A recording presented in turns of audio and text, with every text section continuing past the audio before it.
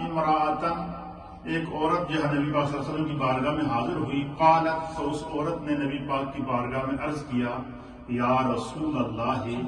اے اللہ کے پیارے رسول صلی اللہ تعالی علیہ وآلہ وسلم، میرے ماں باپ آپ پر قربان ہو جائیں، ان لی درۃ، اے اللہ کے حبیب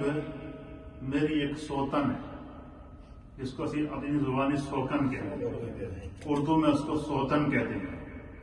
کہ میری ایک سوکن ہے، یعنی میرے شوہر نے 2 شادیاں کی ہوئی ہیں، تو جو اس کی دوسری بیوی ہے وہ میری سوتن ہے۔ تو اس صحابیہ نے عرض کیا کہ آپ دیکھیں کہ اس سے آپ یہ بھی اندازہ لیں کہ نبی پاک صلی اللہ علیہ وسلم کے دور کے اندر جو صحابیہ خواتین ہوتی تھیں، ان کے دل کے اندر اگر کوئی کسی قسم کا کوئی گناہ کا شائبہ بھی آئے نا، یا گناہ کی طرف ان کا کوئی ارادہ بھی ہو، تو ان کے دل کے اندر ایمان کی کیفیت اتنی مضبوط ہوتی تھی کہ ہاتھ اگر گناہ کی طرف بڑھے گی تو اللہ تعالیٰ ان کے دل کے اندر وہ نور، وہ تقوی ان کو روک دیتا تھا۔ تو وہ آپ کو پتہ ہے کہ گھروں کے اندر جب ایک گھر میں 2 بیویاں رہ رہی ہوں، ساکنے ہوں،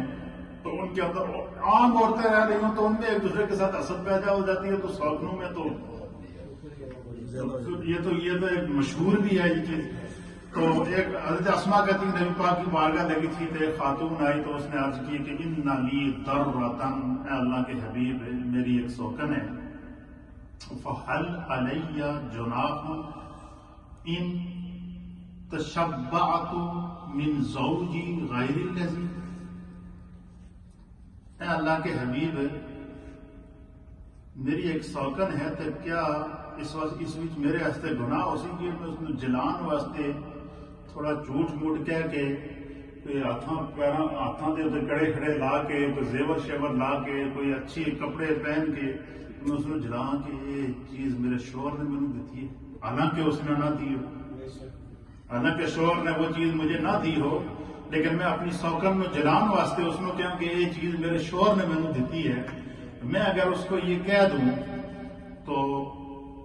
فہل علی جناح، کیا اس وچ میرے واسطے گناہ ہے؟ کیا یہ میرے لیے گناہ ہے؟ اب دیکھیں کتنی پیاری بات ہے،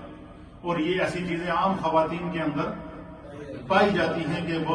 دوسری عورت کو دکھانے کے لیے کہتی کہ یہ میرے میاں نے مینوں لے کر دیتی ہے، حالانکہ اس نے نہیں لے کر دی ہوتی ہے،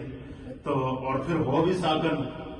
میاں نے تو پہلے ہی خیر نہیں تو لوگ ساکن کہہ دے کہ اس میں سونے دی چوڑیاں کن کے دے دیا، نہ کن کے دے دیا ہوتا ہے۔ اب انہوں نے کہا کہ کیا فہل علی جناح، کیا میرے لیے اس میں گناہ ہے؟ تو حضرت اسماء کہتی ہیں کہ فقال، پس رسول اللہ صلی اللہ تعالی علیہ وآلہ وسلم نے اس خاتون کو مخاطب کر کے فرمایا، المتشبع بما لم یعط کلابس ثوب زور، حضور علیہ السلام نے ان کو منع کیا کہ انہوں نے کہا کہ اگر تو اپنی سوکن اگر یہ کہہ کر کے مجھے فلاں چیز میرے شوہر نے مجھے لے کر دی ہے اور وہ اس نے تمہیں لے کر نہ دی ہو، تو حضور نے فرمایا کہ یہ جھوٹ ہوگا، ایسا نہیں کرنا چاہیے۔ فرمایا اگر کسی نے ایسا کر دیا تو وہ یوں سمجھ لے کہ اس نے اپنے پورے جسم کے اوپر جھوٹ کا لباس پہنا ہے۔ کیا فرمایا کہ وہ یوں سمجھ لے کہ اس نے اپنے جسم کے اوپر جھوٹ کا لباس پہنا ہے۔ اب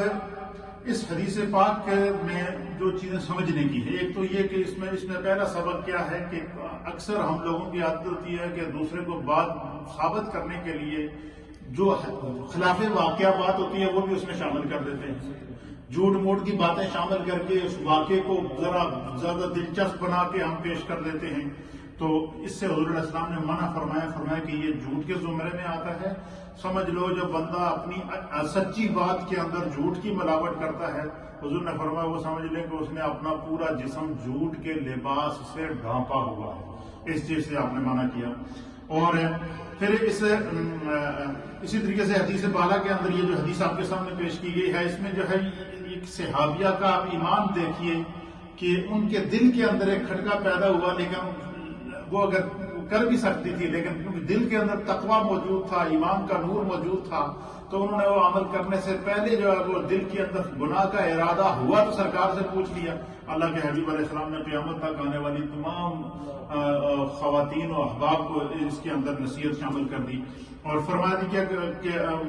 ان کے دل میں یہ خیال آیا کہ اپنی سوتن کو نیچا دکھانے کے لیے میں جھوٹ کہہ دوں, مجھے شوہر نے فلاں چیز لے کر دی ہے تاکہ اس کا دل جلے اور مجھے خوشی ہو. تو اللہ کے حبیب علیہ السلام نے اس سے منع کیا. پھر اسی طریقے سے ایک اور حدیث پاک کے اندر آتا ہے اور بڑی ایمان افروز حدیث, آپ سنیں گے تو آپ کا ایمان تازہ ہو جائے گا کہ ہم چھوٹی چھوٹی باتیں آپس میں کرتے ہیں,